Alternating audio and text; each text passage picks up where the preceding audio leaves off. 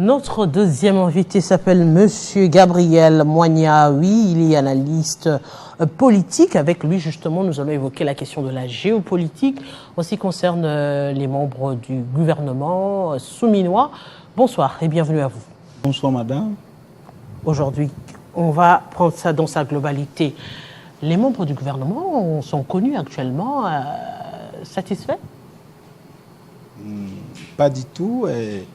J'aimerais un peu me représenter. Je suis Gabriel Moigna, avocat ressortissant de la province d'Imaniema, membre de l'Union sacrée de la nation. Ok. Voilà. Aujourd'hui, si on devait parler de ces membres du gouvernement, une satisfaction pour vous? Pas du tout. C'est pour ça que nous sommes là, pour nous adresser au président de la République qui est le garant de bon fonctionnement des institutions, pour dire aujourd'hui aux Congolais et au président de la République que la République démocratique du Congo compte 26 provinces.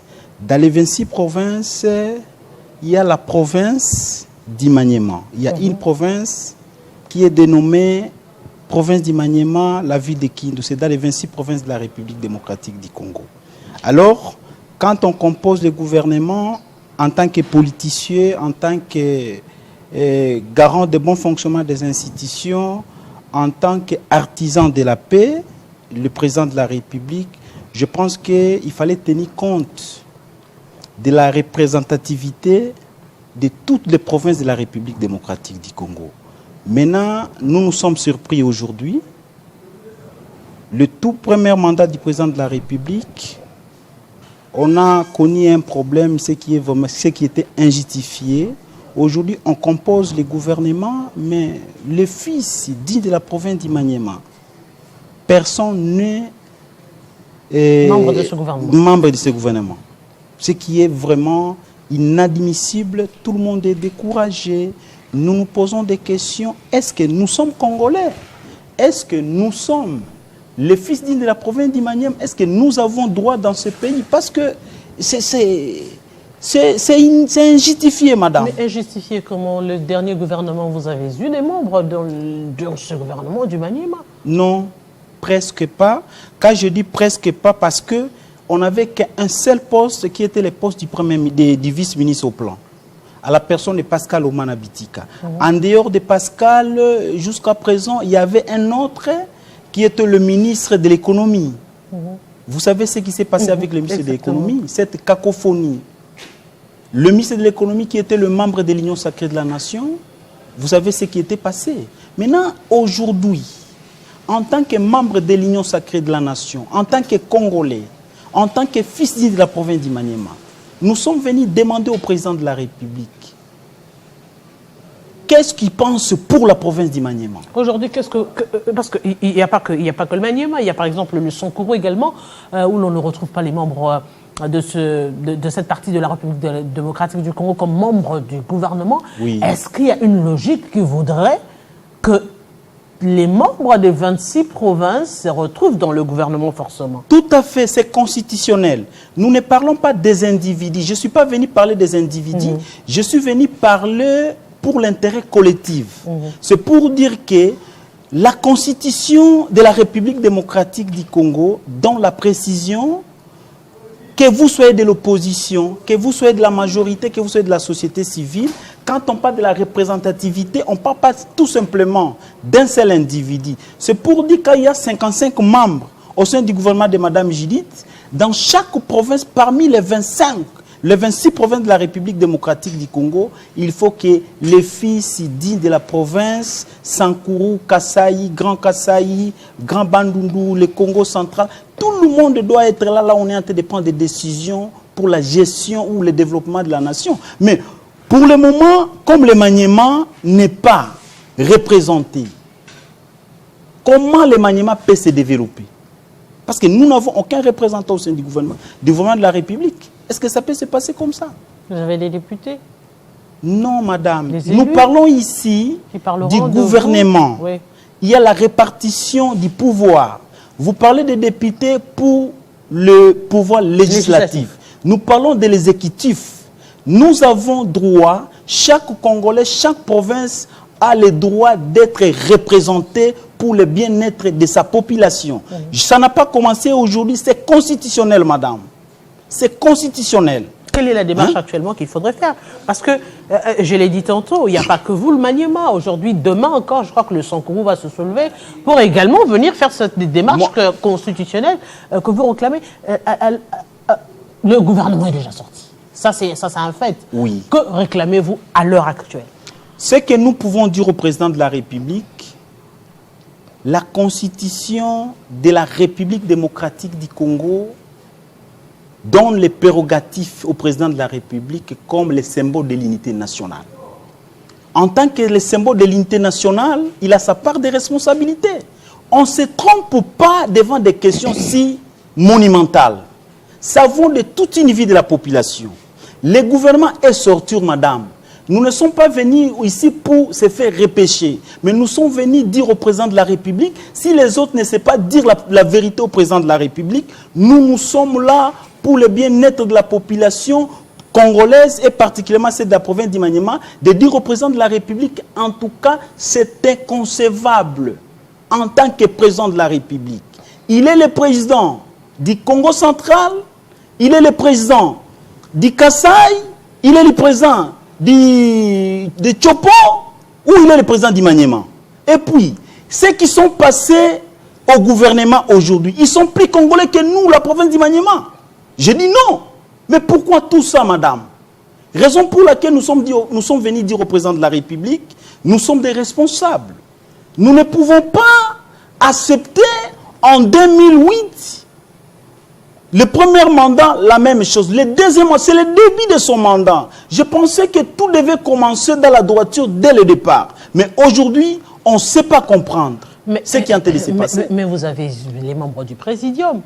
Les membres du Présidium qui étaient censés faire ce travail en amont. Oui. Au niveau de l'Union sacrée? Au niveau de l'Union sacrée. Parce que c'est vrai, lorsqu'on a entendu ce qui paraissait sembler être de rumeurs. Oui. Mais lorsqu'on a vu la sortie du gouvernement, on s'est rendu compte qu'effectivement, ce n'était pas des rumeurs. Parce qu'il y a des noms qui ont véritablement été cités vers la fin, qu'on les a retrouvés au sein de ce gouvernement-là. Ça veut dire qu'il y a eu des tractations. Et même la liste qui a été élue finalement vers 2 h du matin suppose qu'il y a eu des retouches qui étaient en train de se faire pour expliquer cette attente-là, parce que le plateau qui a commencé vers 23h30 exactement, pour une lecture vers 2 h, on sous-entend qu'il y avait encore des tractations. Est-ce le lobbying du Maniema qui a manqué? Est-ce c'est fait exprès? Et comment vous justifiez ça en tant que politique? Parce que la géopolitique, vous l'avez évoqué, devrait se faire, tous les calculs devraient aussi se faire en fonction de la géopolitique, vu que le chef de l'État, d'ailleurs, au niveau des parlementaires, les a remis pour les membres du Présidium à une représentativité de la province orientale, de la grande orientale, par exemple. Je suis venu rappeler la responsabilité constitutionnelle du président de la République. Quand vous parlez de l'infamée union sacrée, là, vous parlez des individus. Le débat ici, c'est la patrie, c'est le Congo. L'union sacrée, c'est un groupe de gens, tandis que nous ne nous battons pas pour l'union sacrée. Nous ne défendons pas l'union sacrée, nous défendons ce qui est monumental. Ce qui est monumental, c'est la patrie. Ce qui est monumental, c'est la province du Maniema. On peut ou n'est pas, en tant que garant de bon fonctionnement des institutions, en tant que le maître de l'unité nationale, le président de la République, il a la responsabilité constitutionnelle que les soi-disant des responsables de l'union sacrée n'auront jamais.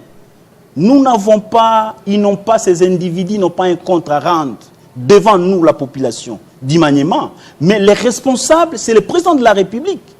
Quand on signe des ordonnances, on ne signe pas au nom avec la signature de l'union sacrée. L'union sacrée est limitée. La primauté, c'est le président de la République. C'est lui l'État. C'est lui la Constitution. C'est lui le symbole. C'est lui l'exemple. C'est lui le pacificateur.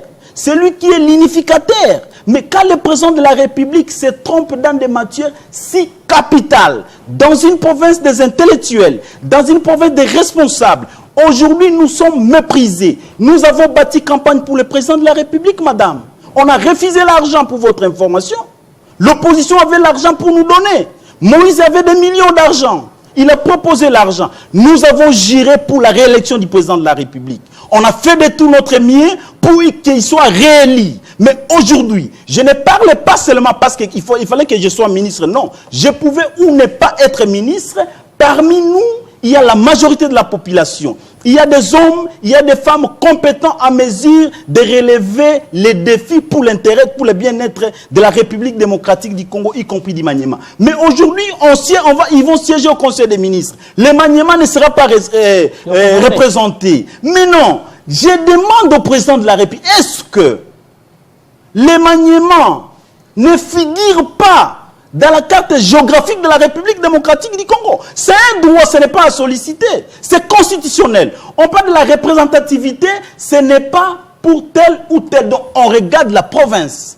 Quand on situe la province, la situation géographique, politiquement, on regarde la société civile, on regarde la majorité, si on va encore l'opposition. C'est ça. C'est à lui d'apprécier. Il est le président de la République. Mais il n'a pas été à l'auteur de ses responsabilités. C'est trop grave, madame. Raison pour laquelle nous sommes là. Nous avons mouillé les maillots pour l'intérêt de la République démocratique du Congo, pour l'intérêt du Maniema, parce qu'on s'est dit, c'est mieux qu'on accompagne, qu'on soutienne le président de la République. Il peut faire un fils digne de la province du Maniema au gouvernement central. Ce fils-là peut veiller pour les intérêts de la province du Maniema. Mais aujourd'hui, on n'est nulle part. Qu'est-ce que nous pouvons dire? Quelle honte, quelle humiliation, quelle marginalisation de la part du président de la République. Parce que je ne peux pas citer d'une autre personne ici. Je parle du président de la République qui a une mission constitutionnelle. En dehors de lui, il n'y a pas quelqu'un d'autre qui a le pouvoir de nommer les membres du gouvernement. Même quand vous parlez de Mme Judith, non. Le Premier ministre nomme, le ministre propose, le ministre devant le président de la République. C'est à lui. C'est lui qui a la primauté. C'est quoi étaient les problèmes? Si moi j'étais mauvais, les autres sont mauvais. Si les autres sont mauvais, donc il y a la compétence au maniement. Mais comment le président de la République peut faire ça? Il s'est bâti, lui le président de la République. Quand vous citez l'infamée Union Sacrée, il a vu qu'il y avait un problème au niveau du Parlement pour le bureau définitif. Il a appelé tout le monde à l'ordre. De sa propre bouche, pourquoi il peut se contredire? Il est arrivé à dire qu'il y a un problème de représentativité. Il faut que la Tchopo, la province orientale, soit représentée. Et puis il s'est bâti au sein du bureau définitif de l'Assemblée nationale. Aujourd'hui, la province de la Tchopo est représentée. Mais pourquoi pas les Maniema? Qu'est-ce que nous avons fait? On a tué qui? On a volé qui? Pour mériter ce qu'on est en train de mériter. Qu'est-ce qu'on n'a pas fait pour accompagner le président de la République? On s'est battu pour qu'il soit réélu à 70%. Aujourd'hui, si on doit justement un message au président de la République, le message, comment rectifier le tir à l'heure actuelle? Le président de la République, en tant que garant de bon fonctionnement des institutions, les symboles de l'unité nationale, il est appelé à rectifier ces tirs. Il est appelé à rectifier ces tirs. Parce que nous sommes Congolais. Nous sommes parmi les 26 provinces de la République démocratique du Congo. Nous sommes des fils dignes. Nous avons les droits. Je ne sollicite pas. Nous réclamons notre droit en tant que Congolais. C'est un droit légitime. Le président de la République doit rectifier ce tir en tant que père de la nation. Un papa n'a pas de complaisance. Comment il dort? Quand il voit que le Maniema n'est pas figuré dans son gouvernement. Dans son programme du gouvernement, le Maniema est nulle part. Comment il ferme les yeux? C'est ça la question que moi je suis en train de me poser.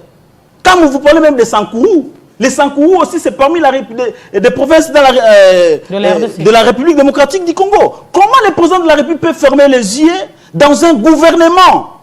J'entends parler, on dit que les Kassaï, le grand Kassai a plus ou moins 20 quelques ministres. Comment il va fermer les yeux là où les Sankourou ne figurent pas dans le gouvernement de Mme Judith? La distribution en termes de géopolitique n'a pas été équitable, selon vous? Non, ça n'a pas été équitable, madame. Ça n'a pas été équitable. La géopolitique n'a pas été équitable et rien n'a été calculé. Vous comprenez? Rien n'a été calculé. Raison pour laquelle nous sommes revenus au président de la République. Il a cette facilité en tant que père, il a cette facilité en tant que garant, il a cette facilité en tant qu'autorité de penser d'une manière légale et dirigeante pour le bien-être de la province du Maniema. Pour le développement du Maniema, le Maniema doit être représenté dans des institutions de la République démocratique du Congo. Monsieur Gabriel, c'est un peu ça. Monsieur Gabriel, oui, madame. Je vous dis merci. Merci, madame. C'est un réel plaisir, aimable téléspectateurs, d'avoir été accompagné de vous. Nous sommes restés focalisés sur la sortie du gouvernement souminois. Oui, je le rappelle, 54 membres de ce gouvernement, plus le chef du gouvernement, ce qui fait 55. Si on doit également la compter, ça fera 18 femmes et 37 hommes. Oui, on parle de ce gouvernement justement pour relever le défi de la sécurité, du social en République démocratique du Congo. La question de la géopolitique s'y mêle dans l'espoir justement d'avoir un Congo uni, réunifié et dans la paix. Nous vous disons grand merci d'avoir été de nôtres. Dans quelques instants, la grande édition du journal. Et avec nous, on se retrouve très prochainement, plus précisément demain à 19 h pour la grande édition du journal. Au revoir.